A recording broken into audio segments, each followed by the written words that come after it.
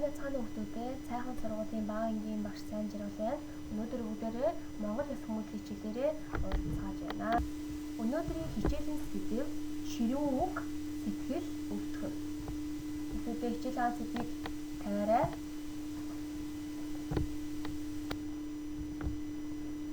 За, хүүхдүүдээ зургийг ажиглаарай. Зураг дээр ямар үйл явдал гарч байна вэ? Зургийг ажиглаад хараарай. Тийм байна. Хоёр хүүхэд хоорондоо нуудлцаж ах шиг юм тийм ээ. За дараагийн зурган дээр мөн адилхан хоёр хүүхэд хоорондоо нуудлцаж. За хүүхдүүдээ та нар зураг дээр хүүгийн оронд ирсэн бол яах байсан бэ? Чамд ямар сэтгэл төрөх байсан бэ? Зураг дээр хүүгийн оронд ирсэн бол ямар байх вэ? За мэдээж хэцүү, хүнд, ганцаардмал сэтгэл төрөх байсан тийм ээ. Хийг анхааралтай унших хүүхдүүдээ юуны талаар гарсан бэ? Сайн бодоорой. Хүүхдүүд та бүхэн багшигаа уншихад хамт гүйлгэн уншаарай. Ганцаарддаг болов уу? Өөрийнх нь хүслээр болохгүй бол өрөөд бусдад уурладаг. Өөдгүй зантай нэгэн жаал өрөөндөө ганцаараа суун. Сайхан царай нь атрин улаагаад сар муухай үгс урсгаад сайн зангаа гээж орхин. Ухаандаа захирагдах уужим сэтгэлээр уучлах өршөөхийг хуулаад ч нэмэр. Ууралсан сэтгэлээр хэнийг ч доромжлон утгагүй үгсээр бусдыг буруутган. Түүнийг ихээр нь бид явчихна. Тэгээд хөөхий ганцаараа хатрна. Ганцаараа байгаад уйдаа юм уу? Гаргасан алтаагаа ухаарах болов уу? За хүүхдүүдээ ихтэй юуны тухай гарсан бэ? Эний найз нөхөдгүй ганцаардаг хүүхдийн тухай гарч байна. Ганцаардаг хүүхдийн тухай гарлаа. Хүү яагаад ганцаардаад байгаа юм болов? Бүх зүйлийг өөрийнхөө хүслээр хийх гэдэг ямар ч зүйл санаанд нь таардаггүй. Бусдыг муухай үгээр хэлдэг, хэнийг ч уучилдаг, өшөөдөггүй. Ийм муу зантай учраас хүү ганцаараа найзгүй байгаа юм.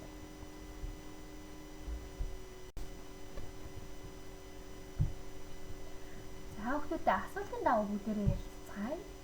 Хүү яагаад ганцаард болсон бэлээ? Сайн байна. Хүү муухай зангаасаа болж ганцаарддаг байсан. Олон алдаа дутагдал гаргадаг учраас ганцаарддаг тийм ээ. Бусад хүүхэдтэй тоглохын тулд тэр цаашид яах хэрэгтэй гэж та нар бодож байна? Мэдээж энэ олон алдаа дутагдлаа засаж чадах юм бол тэр найзтай болно. Алдаа дутагдлаа засах нь хамгийн чухал байх нэ. За хүүхдүүдээ дараах хүмүүстийг анхааралтай хараад уншаарай. Баярлалаа. Уучлаарай. За тий. Сайн байна. Ойлголоо. Дахиад нэг уншия. Баярлалаа. Уучлаарай. За тий. Сайн байна. Ойлголоо. Бид эдгээр үгсийг ямар үед хэлдэг вэ? Энэ үгсийг хэлэхэд бидний нүүрний хувирал ямар байх вэ? Тэгж бид баярлсан. За инээсэн үедээ энэ үгсийг хэлдэг. Энэ үгсийг хэлэхдээ бид нүрэндээ инээмсэглэл тодруулдаг. Тэгвэл та бүхэн эдгээр үгсийг ууралсан байх үедээ хэлнэ гэж бодоод үзтээ. Ингээд ууралсан байгаа үедээ хэлнэ гэж бодоод үзтээ.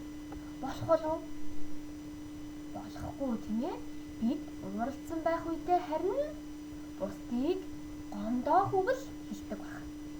Харин инээмсэлсэн баярлсан үедээ бусдыг дандаа баясгасан үгийг хэлдэг баг.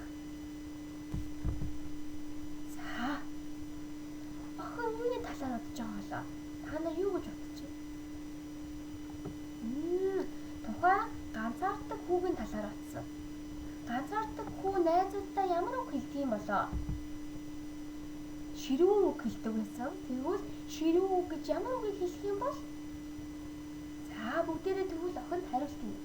Ширүүн үг гэдэг бол хүүхдүүдээ хатуун ширүүнээр ямар нэгэн үгийг хэлэх, хэн нэгэн лүү дайрч түүнийг муухай үгээр доромжлох, мөн хочлон нэр хоч өгч шоолох, хараалын үг хэлхийг ширүүн үг хэлэх гэж хэлдэг байна.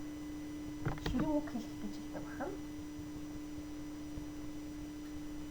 Тэгвэл хүүхдүүдээ та нар бусдад ямар үг хэлэх нь тохиромжтой юм болоо? Та нар бусдад ямар үгийг хэлэх нь тохиромжтой вэ? Юу гэж бодож байна хүүхдүүдээ? За мэдээ сайн сайхан үгийг хэлье гэж бодож байгаа тийм ээ. Монгол хэлний үг бол маш их ариун баялагтай. Бусдыг хүндэлж хэлэх үгээ эрүүлэн гэдэг маань зөв сайхан болгож хүний сэтгэлийг баясгах олон сайхан үг хэлж хэвших хэрэгтэй байна. Ингэж чадсан хүүхэд хизээж ганцаарддаггүй харин ч олон найз нөхөдтэй болох нэ. Хүний сэтгэлийг баясгах олон сайхан үг хэлж хэвшээрээ. За бүгдээрээ дасгал ажиллацгаая хүүхдүүдээ. Дараах үгсээс ширүүн үгийн үр дагаврыг ялгаарай гэж. За доор гарсан үгсээс аль үгс нь ширүүн үгийн үр дагаврыг үүсгэдэг вэ? За бүгдээ уншия. Хэрүүл маргаан, хайр инрэх, эви идрэх, баяр хөөр, өрөвдөх сэтгэл, гуниг гутрал, гоморхож гомдох, сэтгэл хямрах, сэтгэл баясах, атаа хорсол, бухимдаж уурлах. Ямар үед та нар ширүүн үгийг хэлдэг юм бэ? Тийм ээ, мэдээж хэрүүл маргаан үүссэн үед бид нар ширүүн үгийг хэлдэг. Эвдэрсэн үед ширүүн үгийг хэлдэг. Гуниг гутралтай байгаа үедээ ширүүн үгийг хэлдэг. Гоморхож гомдох үедээ мөн ширүүн үгийг хэлдэг. Сэтгэл хямрах үедээ ширүүн үгийг хэлдэг. Хэн нэгэнд атаархаж хорсол төрсөн үедээ ширүүн үгийг хэлдэг. Бухимдаж ууралсан үедээ мөн ширүүн үгийг хэлдэг. Тэгвэл ширүүн үг хэн нэгнийг гомдоож, уурлуулж, бухимдуулахаас илүүтэй хэн нэгнийг бас найз нөхөд үг болгодог байна. Тэгвэл хүүхэд та бүхэн эдгээр үед аль болох хэн нэгнийг гомдоох ширүүн үгсийг хэлэхгүй байх. Хэн нэгэнд хоч өгөхгүй байх хэрэгтэй байх нь. Хэн нэгэн лөө дайж доромжлохгүй байх нь. Хараалын үгийг ч хэлж болохгүй байх. Тухайн үед үгээ цэгнэж бодож хэлэх нь. Үг бол хүнийг эмчилдэг, мөн өхүүлдэгч гэж монгол хүмүүс ярилдаг тийм ээ хүүхдүүдээ. За тэгвэл дараагийн дасгал ажиллая. Дараах үгсийг эрүүлэн хичээрэй гэж. Эрүүлэн гэдэг бол зөөлөн ээлдэг болгох гэсэн үг. Тэгвэл бүгдээрээ харъя. Жишээ нь битгий худлаа яриад бай. Ширүүн үг нь битгий худлаа яриад бай гэдэг бол ширүүн үг. Энэ үгийг бүгдээр жоохон зөөлрүүлээд эрүүлэн хэлье. Чи жаахан эндүрээд байна уу?